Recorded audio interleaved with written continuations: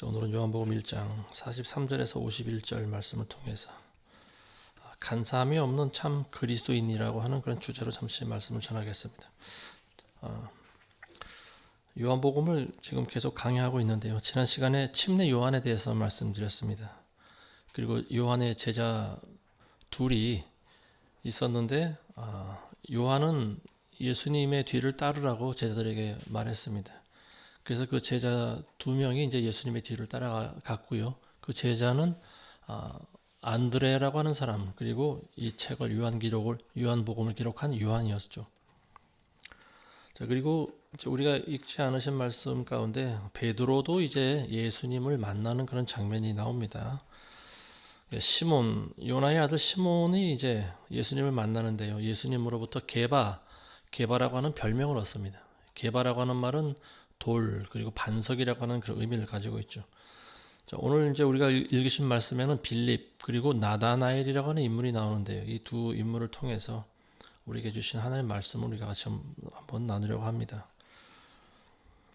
자, 빌립이 이제 예수님께서 갈릴리로 가려고 이제 길을 떠나시는데요. 그때 길에서 빌립을 만납니다.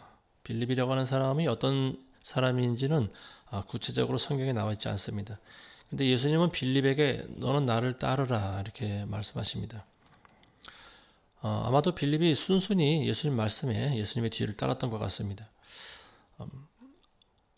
평소에 하나님에 대해서 생각을 해본 적이 없는 사람이라면 예수님께서 내 뒤를 따르라고 했을 때 순순히 그럴 일이 없었겠죠. 이 빌립이라고 하는 사람은 역시 조금 뒤에 이제 소개할 나다나엘과 같이 평소에 이스라엘의 회복에 대해서, 그리고 하나님의 말씀을 항상 묵상하면서 언제 선지자의 예언이 성취되는가, 아마 그걸 항상 고민했던 사람인 것 같습니다. 자, 그러자 이제 빌립이 예수님의 제자가 됐는데요. 그리고 나서 중간 과정이 이제 생략됩니다. 그리고 빌립이 나다나엘을 찾아가죠. 나다나엘은 이제 자기 친구였던 것 같습니다. 그리고 나다나엘에게 뭐라고 이야기하냐면 내가 메시아를 만났다 이야기합니다. 모세가 율법에 기록했고 또 선지자들이 기록한 그 사람을 내가 만났는데 그 사람이 누군가 하면 바로 요셉의 아들 나사렛 예수다 이렇게 이야기를 합니다. 이 나다나엘이라고 하는 사람도 역시 빌립과 같은 그런 비슷한 부류의 사람이라고 볼 수가 있죠. 언제 우리 이스라엘이 회복이 되느냐, 그리고 우리를 구원해 줄 메시아, 우리의 왕이 언제 오실 것인가, 여기에 대해서 굉장한 관심이 많았던 사람입니다. 근데 이제 그 빌립이 메시아를 만났다고 하니까 나다나엘이 믿지를 못하는 거예요. 그러면서 하는 말이 뭐냐면 나사렛에서 무슨 선한 것이 나겠느냐, 나사렛에서는 선한 것이 나지 않는다라고 하는 말이죠. 그 당시 유대인들의 통념 가운데 나사렛이라고 하는 그 동네에 사는 사람들을 좀 어부가 주로 많이 있었고요. 그리고 이 사람들은 배우지 못한 무식한 사람들이다. 이제 이런 통념이 있었던 것 같습니다. 그래서 이 나사렛에서 무슨 선한 것이 나겠느냐라고 하는 말은 관용어처럼 쓰이던 말입니다. 그러니까 빌립이 그 이야기를 듣고 뭐라고 하냐면 와서 한번 봐라, 와서 보라. 두말 않고 와서 한번 보라고 합니다. 그래서 나다나엘을 이제 예수님께로 데려오는데요. 예수님 앞에 선 나다나엘, 예수님께서 이 나다나엘을 보시자마자 하시는 말이 뭐냐면 보라, 간사함이 없는 참 이스라엘 사람이로다, 이런 칭찬하십니다. 근데 나다나엘이 예수님이 나를 보고 간사함이 없는 이스라엘 사람이다 이렇게 이야기하는 것을 듣고 나다나엘은 속으로 내심 놀랍니다. 그러면서 당신이 나를 언제부터 보셨습니까? 나를 언제 아셨다고 나에 대한 평가를 하십니까? 지금 이런 말이죠. 그랬더니 예수님께서 빌립이 너를 부르기 전에 네가 무화과 나무 아래에 있을 때 내가 이미 너를 보았노라. 자, 이 이야기를 하니까 나다나엘이 예수님을 인정합니다. 주는 하나님의 아들이시오 이스라엘의 왕이십니다. 당연히 예수님께서는 나다나엘의 모든 행적을 다 알고 계셨겠죠. 하나님께서는 우리가 태어나기 전부터 우리를 보시고 아셨다고 성경은 기록하고 있습니다. 예수님께서는 나다나엘이 자기에게 나오는 걸 보시고 간사함이 없는 참 이스라엘 사람이다 이렇게 이야기하고 있는데요.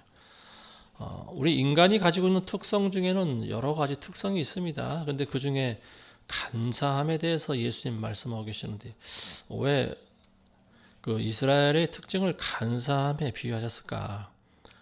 그 이유는 우리가 성경을 읽어본 분들은 잘 알고 있는 거죠. 이스라엘 백성들이 간사하다라고 하는 거예요. 그래서 그 간사함 때문에 하나님이 진노하셨고 그 벌로 이스라엘 백성들이 지금도 고통을 당하고 있다라고 하는 거죠. 이스라엘 백성들이 간사하지 않았다면, 즉 한 마음을 품고 계속 하나님을 의지하면서 살아왔다면 이스라엘이 이렇게 뿔뿔이 흩어지는 일은 없었겠죠. 로마의 속국이 돼서 고통당하는 일은 없었을 거라고 하는 거죠. 하나님께서 이스라엘 백성들을 한마디로 평가하실 때 뭐라고 평가하시냐 하면은 간사한 백성들이다라고 하는 거예요. 간사. 두 마음을 품고 있다라고 하는 거예요. 우리가 출애굽기를 지금 나누고 있는데 이제 계속 이스라엘 백성들이 하나님께 원망 불평하는 그런 내용이 이제 계속 나옵니다. 조금만 배가 고프면 배고프다고 원망하고 추우면 춥다고 더우면 덥다고 불평하고 또 힘들면 다시 또 애굽으로 돌아가자고 그러고 이런 것들이 그 마음에 한결같은 마음이 없는 정한 마음이 없는 간사한 마음이 있었기 때문이다라고 하는 거예요. 물론 우리가 고난 가운데 있으면은 고통스럽죠. 배고프면 밥을 먹어야 되고 날씨가 춥거나 덥거나 하면 우리의 몸을 또 보호를 해야 됩니다. 고통스러워서 우리가 부르짖을 수는 있다고 봐요. 그렇지만 하나님께서 이스라엘 백성들과 그 사이에 두신 마지노선이 있습니다. 그게 뭐냐면은 백성들이 다시 애굽으로 돌아가려고 하는 거예요. 고통스러워서 뭐 물 달라 밥 달라 부르짖을 수는 있어요. 그렇지만 적어도 자신들이 노예로 살던 이집트로 다시 돌아가려고 하는 거, 이거는 하나님이 보시기에 굉장히 진노하는 일입니다. 그건 하나님을 모독하는 일이에요. 그리고 그거는 자식이 부모를 인정하지 않고 다시 자기 마음대로 살려고 집을 나가는 거와 똑같은 거예요. 자식이 부모를 배반하는 것을 어느 부모가 좋아하겠습니까? 오늘의 이 중심 주제가 뭐냐면 바로 이 간사함이 없는 이스라엘인이 어떤 사람들인가, 간사함이라고 하는 거에 대해서 우리가 잠시 나누도록 하겠습니다. 먼저 그 예수님께서 나다나엘을 보시고 참 이스라엘이라고 사람이라고 했는데요. 그 당시 그 전에 이스라엘 백성들의 조상들이 보여줬던 모습은 간사함이라고 하는 거예요. 하나님 앞에서 간사함을 보여줬다라고 하는 거죠. 참 이스라엘 사람이라고 할 때 떠올릴 수 있는 인물, 아브라함이라고 하는 사람이 있습니다. 아브라함은 이스라엘의 조상이라고도, 믿음의 조상이라고 불리는 사람인데요. 이스라엘인의 조상하면 물론 끝까지 올라가면 아담이 있겠지만은 대개 이제 그 참 이스라엘의 조상이 누구냐 하면 우리는 아브라함을 꼽습니다. 그래서 이 아브라함의 대서부터 하나님께서 이스라엘 사람들을 구별하셨다라고 하는 건데요. 평소에 하나님께서는 왜 아브라함을 선택하는지는 모릅니다. 그렇지만 아마도 이 나다나엘과 같은 이유 때문이 아닌가 싶습니다. 참 이스라엘인, 그 마음 가운데 하나님만을 의지하고 그리고 참 겸손한 그런 두 마음을 품지 않은 한결같은 그런 마음을 가진 사람이 아닌가, 그런 사람이 아브라함이었다라고 하는 거죠. 이 아브라함은 간사함이 없는 사람이었다라고 하는 거예요. 그래서 이 평소에 하나님께서는 아브라함을 친구처럼 여기셨다라고 하는 거죠. 소돔과 고모라가 그 죄가 하늘을까지 닿았을 때 하나님께서는 아브라함을 방문하십니다. 그래서 그와 소돔과 고모라의 그 심판과 멸망에 대해서 아브라함과 의논을 하시죠. 그리고 또 이제 그 아브라함이 아들이 없는 것을 이제 하나님이 아시고 너에게 아들을 주신다고 또 말씀하십니다. 그래서 우여곡절 끝에 이제 100세가 됐을 때 겨우 이제 아들 이삭을 낳습니다. 근데 하나님께서는 끝까지 아브라함을 시험하시는데 아브라함은 그 시험을 통과합니다. 내 독자 이삭을 나에게 번제로 바쳐라. 아브라함은 두말 않고 자기 독자 이삭을 데리고 3일 길을 걸어갑니다. 나귀에 태워서 3일 길을 걸어가는. 자, 그래서 3일 길을 걸어가면서 드디어 이제 모리아산에 도착을 해서 독자 이삭을 하나님께 번제로 바칩니다. 바치려고 하는 순간 이제 천사가 나타나서 그걸 말렸는데요. 3일 길을 걸어가면서 다시 되돌아오지 않았다라고 하는 거예요. 아들을 죽이려 가면서 그 마음이 얼마나 힘들었겠습니까? 그렇지만은 두 마음을 품지 않았다라고 하는 거예요. 처음 결심한 대로 꿋꿋이 3일 길을 걸어갈 수가 있었다라고 하는 거죠.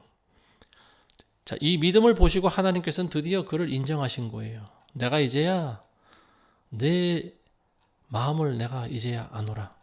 내가 어떤 사람인지 내가 드디어 알겠다. 내가 간삼이 없는 사람이라는 것을 내가 인정한다라고 하는 말이에요.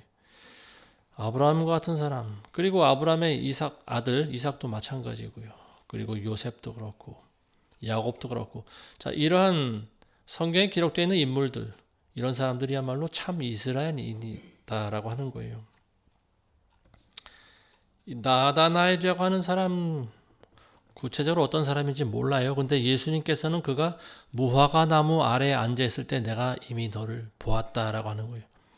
자, 무화과 나무라고 하는 나무는 이스라엘에서 가장 흔한 나무 중에 하나입니다. 우리나라의 소나무, 밤나무, 전나무 이런 나무들이 많듯이 이스라엘에 흔한 나무가 이 무화과 나무인데, 무화과 나무 잎이 넙직하다고 합니다. 그래서 이 큰 무화과 나무는 그늘을 만들어줘요. 그래서 그 당시 이제 랍비들이 제자들을 가르칠 때 사용되던 장소가 바로 이 무화과 나무 밑이었다고 합니다. 그래서 많은 사람들이 그 그늘에서 쉬면서 그 율법을 암송하고 또 말씀을 나누기도 하고, 그런 묵상 장소가 이제 무화과 나무 밑이었는데요. 예수님께서 나다나엘을 무화과 나무 아래서 보았다라고 하는 것은 어떤 의미가 있느냐? 하나님의 말씀을 항상 읊조리고 묵상하는 자였다라고 하는 거죠. 창세기에 보면 무화과 나무가 처음 등장하죠. 죄를 지은 우리 아담과 하와, 이 두 남녀의 부끄러움을 가리는 데 사용된, 그러니까 인간이 최초로 만든 옷이 바로 이 무화과 나무 잎으로 만든 옷이었다라고 하는 거죠. 자, 그런가 하면 이 무화과 나무는 또 이스라엘을 상징하기도 하고 이스라엘의 번영을 상징하는 그런 나무로 또 기록이 됩니다. 열왕기상 4장 25절에 보면요, 유다와 이스라엘이 솔로몬의 평생 동안 단에서부터 브엘세바까지 각자 자기 포도나무와 무화과 나무 아래서 안전하게 거하였더라. 자, 미가서 4장 4절에도 보면요, 그들 각 사람은 자기의 포도나무와 무화과 나무 아래에 앉을 것이요 아무도 그들을 두렵게 하지 아니하리니 이는 만군의 주의 입이 그것을 말씀하셨나이다. 자, 포도나무와 무화과 나무 밑에 안전하게 거한다. 이게 뭐냐면 이스라엘의 번영에 대해서 이야기하고 있는 겁니다. 하나님의 안전하심과 보호하심이 따른다라고 하는 거죠. 자, 그래서 이 무화과 나무는 이제 그 이스라엘과 이스라엘의 번영에 대해서 상징할 때 주로 무화과 나무가 사용되고 있는데요. 근데 이제 나중에 예수님께서 무화과 나무 열매를 먹으려고 한번 가신 적이 있죠. 근데 열매가 없으니까 무화과 나무를 저주하신 내용이 나옵니다. 그래서 여기서 알 수 있는 것은 뭐냐면 이스라엘이 이제 예수님의 심판을 받은 그런 민족들이었다라고 하는 거예요. 원래는 이스라엘의 번영을 상징해야 되는 무화과 나무가 열매가 하나도 없다라고 하는 거죠. 그러니까 이스라엘 백성들이 하나님께 보여주는 열매가 하나도 없었다라고 하는 거예요. 자, 그래서 이제 나다나엘이 무화과 나무 아래 앉아서 항상 고민하던 것이 있어요. 그게 뭐냐면 언제 이스라엘이 회복이 될 것인가? 언제 과거에 다윗 왕이 우리나라를 다스리던 그때 영광을 언제 재현하게 될 것인가? 자, 이 나다나엘이 처해 있던 상황은 애굽 밑에서 노예 생활하던 이 모세 시대의 사람과 조금도 다를 바가 없었다라고 하는 거죠. 나라만 바뀌었을 뿐 노예로 살아가는 건 똑같았어요. 우리가 어떤 책이나 영화 같은 데서 보면 알 수 있듯이 이 로마인들이 얼마나 참 다른 이방인들을 잔인하게 대했는지 우리는 알 수 있지 않습니까? 많은 사람들이 그들의 그들의 노예, 그 사람들은 다른 이방인들, 자기 노예들을요, 인간 취급하지 않았습니다. 그냥 죽이고 싶으면 죽이고, 살리고 싶으면 살리고, 시장에 나가서 얼마든지 돈만 있으면 이스라엘이든 뭐 다른 아랍인이든 사람을 노예로 사서 자기 집에 데려와서 마음대로 부릴 수 있는 그런 권한이 있는 사람들이 바로 로마인이었어요. 이제 유대인들도 뭐 역시 마찬가지였지만요. 이 이스라엘 사람들이 당하고 있던 그런 정신적인 고통 굉장히 심했겠죠. 특히 그들은 하나님의 선민들 아닙니까? 이방인들과 자기네들 사이에는 사람과 개라고 하는 그런 차이가 있을 정도로 다른 이방인들을 사람 취급하지 않았던 자존심 센 민족이 바로 이스라엘 민족이었어요. 근데 이 사람들이 수백 년 동안 나라를 잃고 노예 생활을 그런 하는 과정 가운데 아마도 대부분 많은 이스라엘 사람들은 자신의 정체성을 잃어버렸을 그런 가능성이 많습니다. 자신의 조상이 누군지, 우리를 지켜줬던 신이 누군지 관심조차 없는 아마도 그런 상황이 아닐까 싶습니다. 근데 그런 와중에 나다나엘과 같은 사람들, 끝까지 하나님의 말씀을 암송하면서 그리고 자기 조상들이 누렸던 긴 세월은 아니지만 그 짧았던 다윗과 솔로몬 시대와 같은 그런 참으로 위대한 왕이 이스라엘을 다스리는 그 시절을 회상하고 있는 거죠. 그러면서 그런 시절이 내가 살아있는 동안에도 한번 왔으면 좋겠다. 그래서 이스라엘의 회복과 그 영광을 위해서 항상 하나님께 기도하던 사람이 바로 나다나엘이었다라고 하는 거예요. 그래서 나다나엘이 무화과나무 아래 앉았을 때 예수님께서는 그의 모습을 보셨다라고 하는 거예요. 보셨다라고 하는 말은 예수님이 선택하셨다라고 하는 말입니다. 그때 이미 예수님께서 제자로 삼기로 결정하셨다. 이런 의미로도 해석할 수가 있는 거예요. 자, 이 말을 듣고 나다나엘이 예수님을 인정합니다. 그리고 그 앞에 무릎 꿇고 경배하죠. 주는 하나님의 아들이시며 이스라엘의 왕이십니다. 자, 이스라엘의 왕이 될 사람 하나님의 아들이라고 하는 거예요. 그 사람이 바로 예수님이라고 하는 거죠. 이게 정확한 고백 아닙니까? 예수님은 하나님의 아들이시고 그리고 또 왕의 가문에서 육신적으로 태어난 사람이죠. 다윗의 가문이었던 유다 지파에서 태어난 사람 바로 예수님이십니다.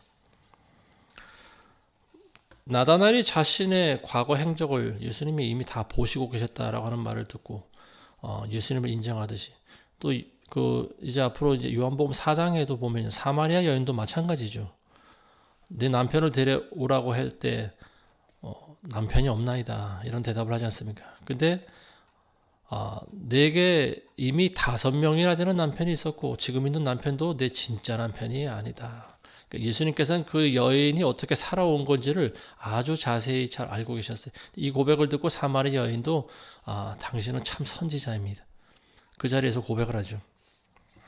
자, 이스라엘 사람들이 가지고 있었던 강렬한 소망, 그건 바로 과거의 영광을 재현하는 일이었습니다. 이스라엘의 영광을 다시 회복시키는 거였죠.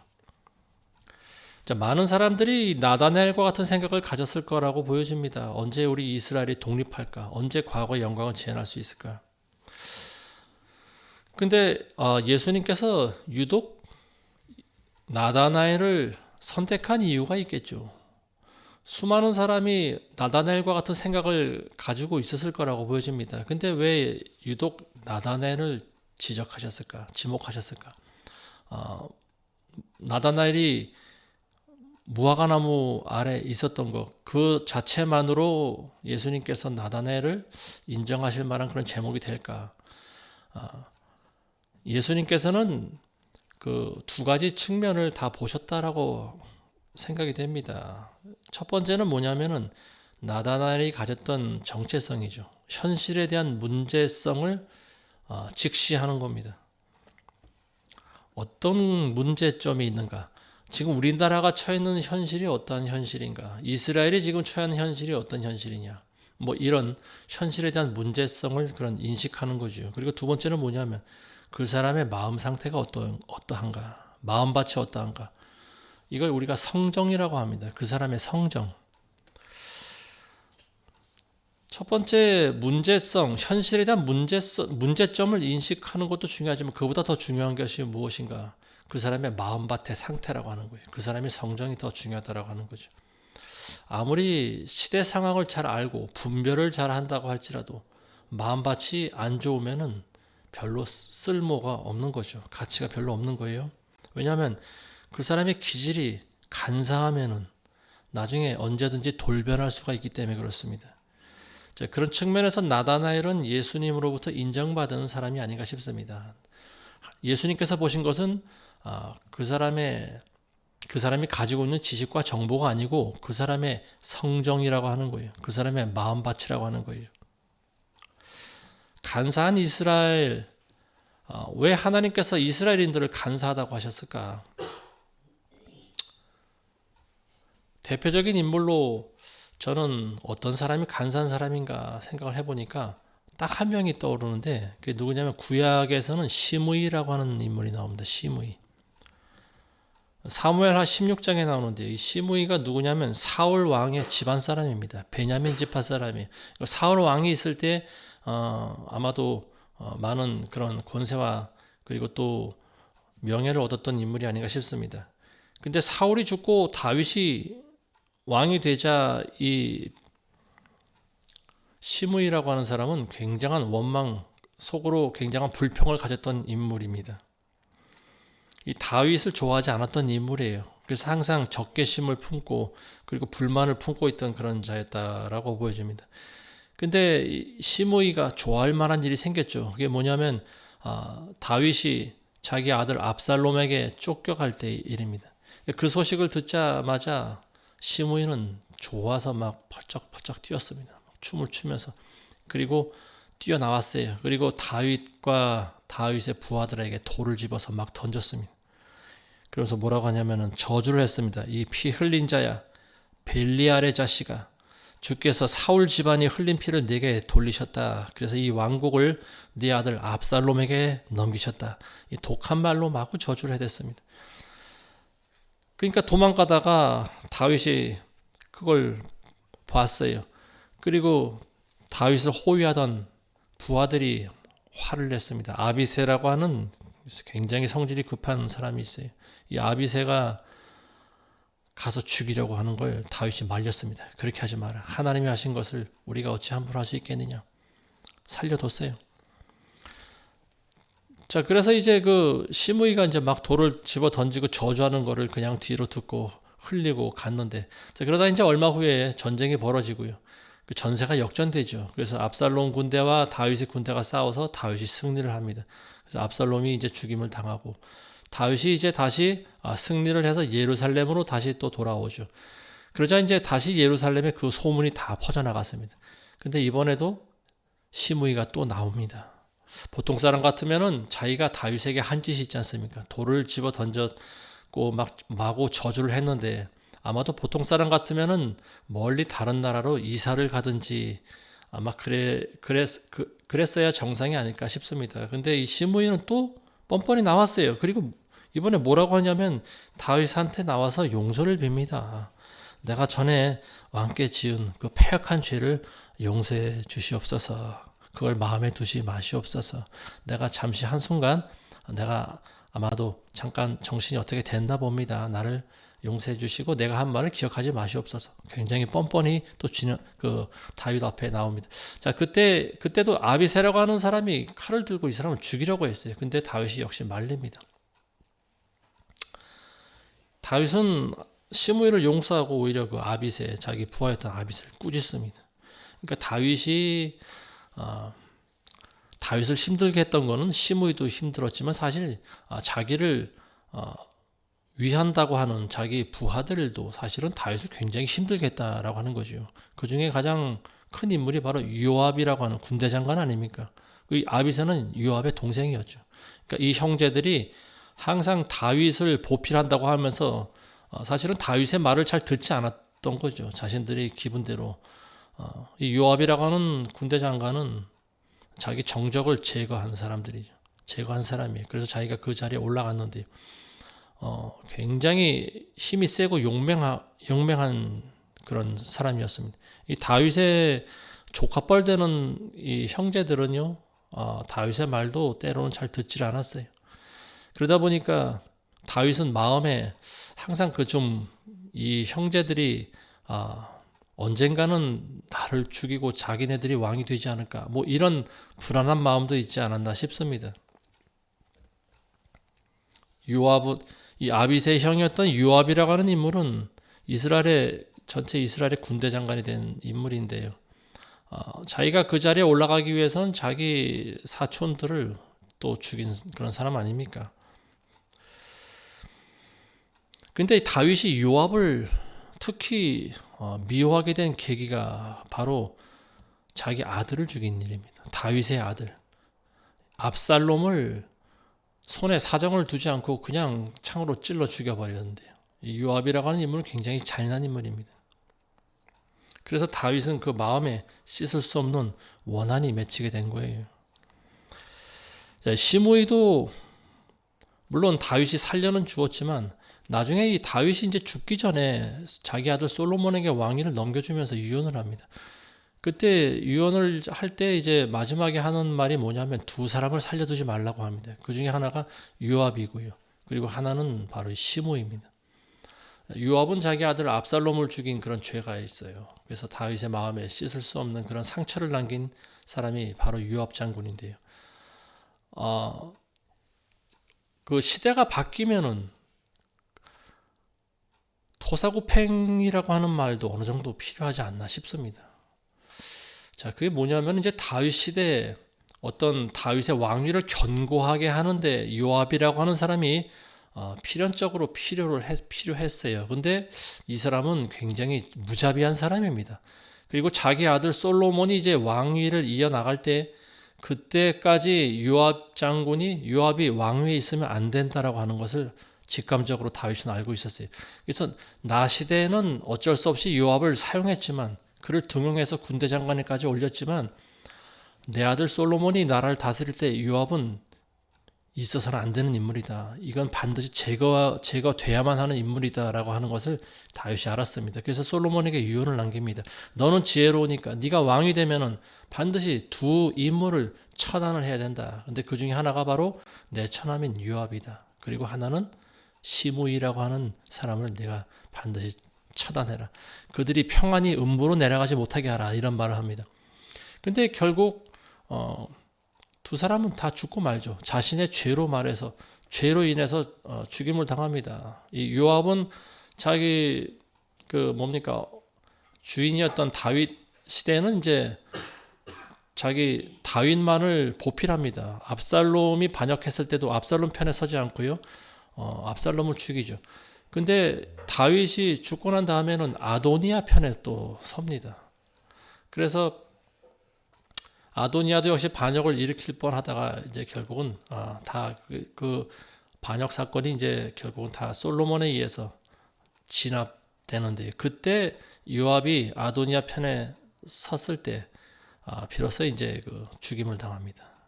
그래서 브나야라고 하는 젊은 장수를 보내서 이 요압을 처단합니다. 죽이게 하죠, 솔로몬이. 그리고 시므이라고 하는 사람도 이제 결국은 자기 죄로 죽임을 당하게 되는데 솔로몬이 시므이를 불러서 내 아버지 다윗에게 네가 저주하고 씻지 못할 죄를 지었던 것을 내가 안다. 그렇지만 내가 너를 죽이지 않고 살려두겠다. 네가 예루살렘을 벗어나지만 않으면 너를 살려주겠다라고 솔로몬이 약조를 합니다. 그랬더니 시므이가 좋아합니다. 죽을 줄 알았는데 그래도 살아난 것이 얼마나 다행입니까? 근데 결국은 3년 정도 지나고 나서 자기 종이 도망간 걸 이제 찾으러 가다가 예루살렘을 벗어나는 그런 죄를 범하게 되죠. 그래서 결국은 시므이도 죽임을 당합니다. 자, 그래서 다윗의 그 유언대로 두 명이 다 죽임을 당해요. 하나님께서는 간사한 자들을 싫어하십니다. 이 시므이는 하나님이 기름 부은 왕을 저주하는 그런 씻을 수 없는 죄를 범했죠. 자, 그리고 이제 그 신약에도 간사한 사람이 또 한 명 나오는데 대표적인 인물이 바로 가룟 유다라고 하는 사람입니다. 가룟 유다는 뭐 우리가 익히 아는 바지만 예수님의 12 제자 중에 한 명이었고요. 그리고 그 사람은 일행들의 회계를 맡은 사람이었어요. 돈꾀를 맡은 자. 그러니까 돈주머니를 차고 다니는 사람이었는데요. 그러니까 사실은 이 사람이 도둑이었다고 나와 있습니다. 왜냐하면 돈꾀에 있는 돈을 자기가 조금씩 이렇게 훔쳐서 이제 자기 인마이 포켓을 한 사람이에요. 도둑이라고 나와 있죠. 근데 이제 이 사람은 굉장히 간사한 사람이죠. 돈꾀를 맡으면서 그 돈을 훔친 사람. 요즘 보면 지금 또 뉴스에 그런 일들이 많이 나와요. 그 회사의 어떤 기밀을 팔아먹기도 하고 또 재산을 맡고 있는 사람들이 돈을 또 훔치는 그런 것도 나오지 않습니까? 얼마 전에 보니까 어떤 사람이 뭐 그런 창고에다가 현금을 도대체 얼마나 저장했는지 얼마나 되는지 몰라요. 수십억이 되는지 수백억이 되는지. 근데 그 창고를 맡은 집의 관리인이 그 창고에 돈이 있다는 사실을 알고 그 돈에 있는 그 현금 다발을 훔친 게 또 적발이 됐었죠. 그러니까 어떤 사람이든지 돈을 보면은 그 물욕을 이기기가 굉장히 쉽지 않은 것 같습니다. 자, 이 가룟 유다는 간사한 사람이에요. 아무도 모르게 돈을 조금씩 훔쳤고, 그리고 또 결국은 자기 선생 예수님을 은 30냥에 팔아먹은 사람이 바로 이 가룟 유다 아닙니까? 근데 예수님께서는 그걸 다 알고 계셨어요. 근데 그가 회개하고 돌아오기만을 기다리고 계셨죠. 근데 회개를 안 합니다. 마지막 최후의 만찬 때도 회개할 기회를 여러 번 줬습니다. 근데 회개를 안 해요. 그러니까 예수님께서는 네가 하고 싶은 대로 하라고 그냥 놔두십니다. 자, 그래서 가룟 유다는 이제 그 자리를 떠나죠. 그리고 군대를 데리고 오죠. 무리들을 데리고 와서 예수님을 잡아가게 합니다. 캄캄한 밤중에 사람들은 누가 예수님인지 몰라요. 그러니까 이제 가룟 유다가 예수님을 갑니다. 예수님에게 가서 껴안고 입을 맞춥니다. 인사를 하는 거죠. 이제 그게 신온 거예요. 그러니까 예수님을 팔아먹은 간악한 자, 이 간교한 자가 바로 이 가룟 유다였다라고 하는 거죠.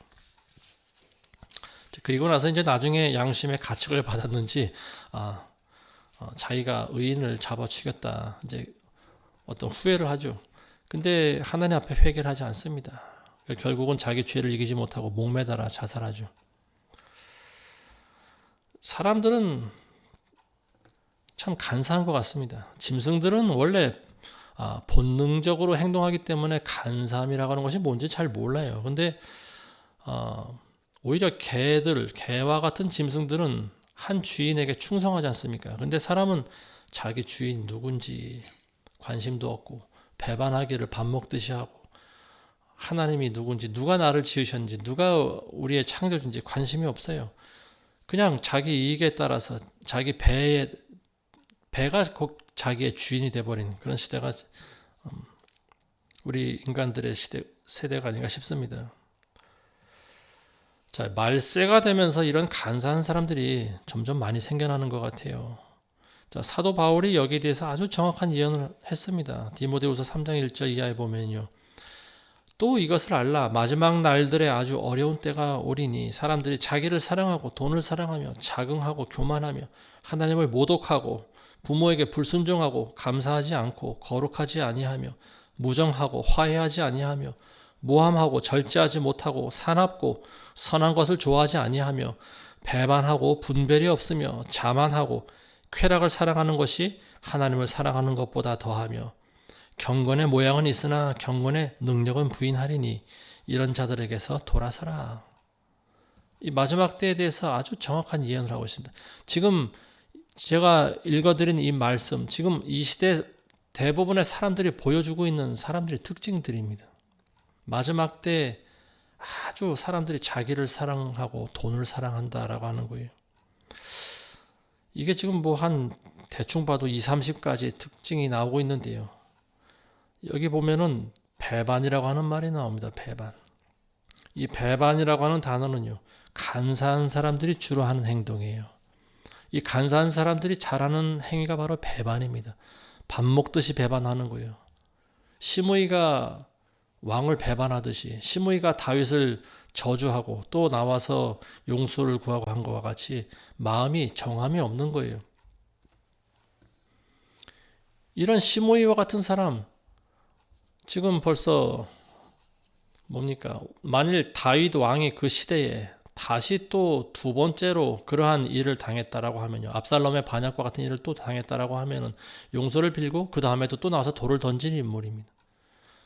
항상 이 사람 마음에 정함이 없는데 왜 그러냐면 그 기준이 자기 이익과 관련이 있기 때문에 그래요.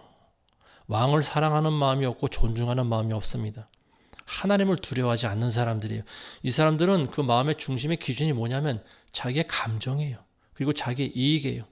자기 이익과 감정에 따라서 항상 결정합니다. 그러다 보니까 하나님을 배반할 수도 있는 거예요. 왕을 배반하는 거죠.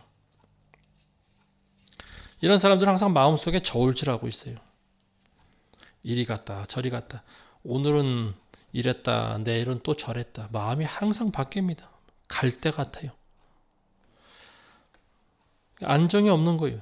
두 마음을 품고 있기 때문에 그렇습니다. 항상 세상의 한 발, 그리고 또 하나님의 나라의 한 발. 그리스도인들도 지금 이런 간사한 사람들이 굉장히 많이 있습니다. 시편 32편 2절에 보시면은요, 이런 말씀이 있는데요. 주께서 정죄치 않으시고 그 영에 간사함이 없는 자는 복이 있도다. 영에 간사함이 없는 자가 복이 있다. 간사함이라고 하는 것은 영적인 거예요. 어떤 사람의 영혼은 순결하고요. 어떤 사람의 영혼에는 간사함이 끼어 있습니다. 그 간사함을 우리가 빼어내 버리셔야 돼요. 우리 안에, 우리 영혼 안에 깊이 박혀 있는 간사함이 있다면 그걸 빼버리셔야 됩니다. 그걸 빼기 위해서는 연단받는 길밖에 없어요. 용광로 같이 뜨거운 불 속에 자신을 집어넣어서 내 영혼 가운데 깊숙이 박혀 있는 그 연단의 가시, 그 불순종과 간사함의 가시, 이걸 뽑아내시기를 부탁드립니다. 그게 없으면 우리 영에는 항상 간사함이 있고 한 마음을 품지 못하고 항상 두 마음을 품게 되어 있습니다. 그래서 간사함이 없는 자가 복이 있다라고 하는 거예요. 이사야서 32편 6절에도 보면요. 어리석은 자는 어리석은 것을 말하며 그 마음에 불의함을 품어 간사를 행한다라고 나와 있어요. 간사한 사람은 불의한 자입니다. 같은 단어를 쓰는 거예요. 불의함과 간사함과. 개역에는 불의함이라고 나와 있고요. 킹제임스에는 간사라고 나와 있습니다. 똑같은 말입니다. 간사한 사람은 불의를 행한다라고 하는 거죠. 예전에 제가 뉴질랜드에 있을 때인가요? 집에서 교회를 개척했을 때 한 가정이 나왔습니다. 근데 그때 이제 제가 그 요리 학원을 다녔는데 요리 학원에서 또 한 명을 만났어요. 근데 저보다 몇 살 나이가 좀 적은 사람인데 저를 형처럼 따랐던 사람이 있습니다. 그래서 제가 전도를 했어요. 그랬더니 저희 교회 나오겠다고 그랬어요. 근데 아무리 기다려도 안 옵니다. 근데 전화를 했더니 자기가 전날 술을 많이 먹어서 술 냄새 풍길까봐 못 나왔대요. 그래서 미안하다고 사과를 합니다. 다음 주에는 꼭 나가겠습니다. 다음 주 기다리니까 또 안 나와요. 이번에는 또 무슨 일 때문에 못 나오겠다고 그러고. 근데 그게 벌써 뭐 한 대여섯 번은 되는 것 같습니다. 제가 그 학원 다니는 내내 저희 교회 나온다고 그랬어요. 그 전날까지만 해도, 토요일까지만 해도. 근데 주일날 되면 어김없이 한 번도 안 나왔어요. 단 한 번도 안 나왔어요. 결국은 제가 전도하기를 포기했습니다. 항상 두 마음을 품고 있는 거예요. 그 전날에는 교회 나가야지 하다가도 또 한 잔 마시고 뭐 어떻게 하다 보면은 항상 못 나갈 일이 생기는 거죠. 핑계 대는 거죠. 결국은 나오고 싶은 마음이 없는 거죠. 근데 제 얼굴 봐서 교회를 나오겠다고 말을 하는데 사실은 인사치레밖에 되질 않는 거예요. 정한 마음이 없는 사람이었습니다. 사무엘하 15장에 보시면은 다윗이 압살롬에게 쫓겨갈 때 다윗의 무리와 함께 동행한 사람이 나오지 않습니까? 몇 주 전에 제가 한번 말씀드린 것 같은데 블레셋 사람 이테라고 하는 사람이 있는데요. 이 사람은 이방인이지만 다윗 왕을 따랐던 사람입니다. 다윗 왕이 그 사람을 보고 만류했어요. 너는 나를 따르면 고난이 따를 것이 분명하니까 나는 이제 왕위에서 쫓겨나는 몸 아니냐. 너는 내 나라 가서 편하게 살아라. 근데 이태는 그렇게 하지 않았어요. 그러면서 왕이 어디로 가든지 나는 왕을 따르겠나이다. 이게 바로 그리스도인의 모습이 되어야 됩니다. 이런 사람이야말로 간사함이 없는 사람이에요. 한결같은 사람이 되어야 된다라고 하는 거예요. 두 마음을 품는 사람은 정함이 없는 사람이에요. 그리고 이런 사람들은 결국 그리스도의 제자가 되지 못합니다. 예수님께서 나다나엘을 선택하신 이유는 그 사람은 한결같은 사람이다라고 하는 거예요. 간사함이 없는 사람이요. 두 마음을 품지 않고 한결같은 마음을 품는 사람이었다라고 하는 거예요. 이런 사람들이야말로 그리스도의 제자가 될 자격이 있는 사람이에요. 이제 말씀 정리하겠습니다. 저 여러분들은 하나님께서 인정하시는 그런 참 그리스도인들이 되시길 바랍니다. 참 그리스도인들은 마음이 한결같아야 돼요. 한결같다라고 하는 것은 마음이 순수하다라고 하는 거예요. 마태복음 5장 8절에 보시면요. 마음이 순결한 자는 복이 있나니 그가 하나님을 볼 것이요. 마음이 청결하고 순결한 자가 하나님을 본다 그랬어요. 그래서 나다나엘이 예수님의 제자가 될 수 있었던 거 아닙니까? 마음이 청결해야 되는 거예요. 두 마음을 품으면 안 되는 거예요. 간사한 사람은 항상 두 마음을 품고 있어요. 그러니까 예수님의 제자가 되지 못합니다. 예수님을 따르는 무리가 될 수는 있어요. 그렇지만 예수님의 제자는 되지 못한다라고 하는 거죠. 참 그리스도인들은 한결같아야 됩니다. 마음의 간사함을 제거하고 한결같은 마음을 품으셔야 됩니다. 그리고 이제는 다시 오실 재림하실 예수 그리스도를 기다리고 또 이 땅에 그리스도의 나라가 확장되는 것을 위해서 기도하고 또 그렇게 되기를 열심히 살아가게 되시길 바라겠습니다. 그게 바로 십자가의 길이에요. 그렇게 우리가 살아갈 때 예수님께서 말씀하신 것과 같이 너희가 더 큰 일을 보게 될 것이다. 그 큰 일은 어떤 일일까요? 장차 하늘이 열리고 하나님의 천사들이 인자 옆에 오르락내리락 하는 것을 너희가 보게 될 것이다.